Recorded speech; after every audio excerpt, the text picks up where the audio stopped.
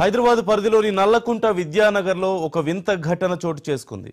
ఓ మహిళ RTC bus డ్రైవర్పై పాము విసిరిన సంఘటన వెలుగులోకి వచ్చింది.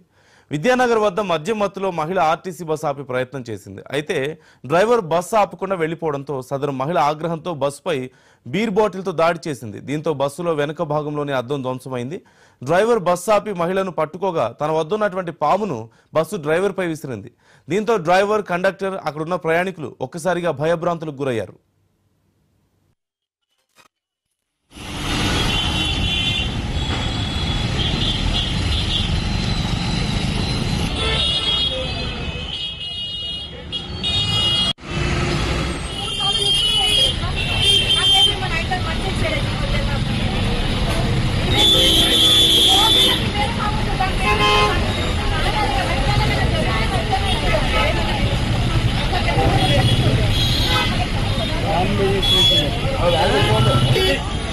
देखते हैं हम लोग प्रॉब्लम पे हम सॉल्व कर दें।